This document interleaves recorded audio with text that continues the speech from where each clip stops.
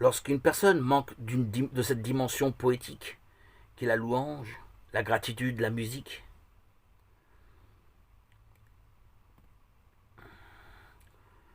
nous disons qu'elle manque de poésie. Son âme est boiteuse. La tradition veut que David ait été le grand artisan de la composition des psaumes. Ceux-ci soutiennent souvent au début une référence explicite au roi d'Israël et à certains des événements plus ou moins nobles de sa vie.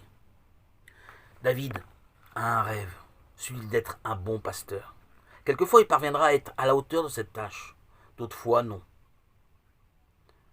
Mais ce qui importe dans le contexte de l'histoire du salut, c'est qu'il est la prophétie d'un autre roi, dont il n'est que l'annonce et la préfiguration. Regardons David, pensons à David, saint et pécheur, persécuté et persécuteur, victime et bourreau. David était tout cela à la fois. Nous aussi, dans notre vie, nous faisons souvent cohabiter des aspects opposés. Au cours de la vie, tous les hommes pêchent souvent par incohérence. Il y a un seul fil rouge dans la vie de David qui fait l'unité de tout ce qui arrive, sa prière. Elle est la voix qui ne s'éteint jamais. David le saint prie. David le pécheur prie. David le persécuté prie. David le persécuteur prie. David la victime prie. Même David le criminel prie. C'est le fil rouge de sa vie, un homme de prière. Si la voix ne s'éteint jamais, qu'elle prenne le ton de la joie ou celui de la plainte, c'est toujours la même prière, seule la mélodie change.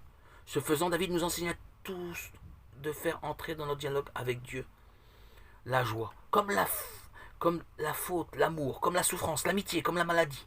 Tout peut devenir une parole adressée à ce tu qui nous écoute toujours.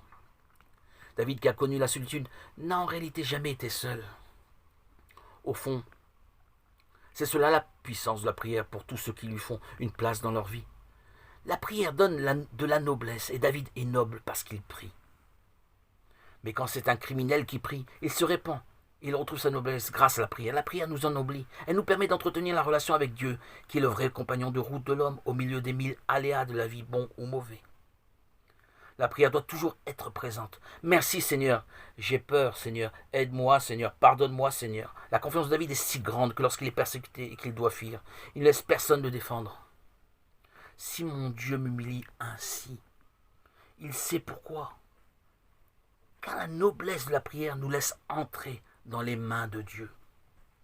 Ces mains blessées par l'amour, les seules mains sûres que nous ayons.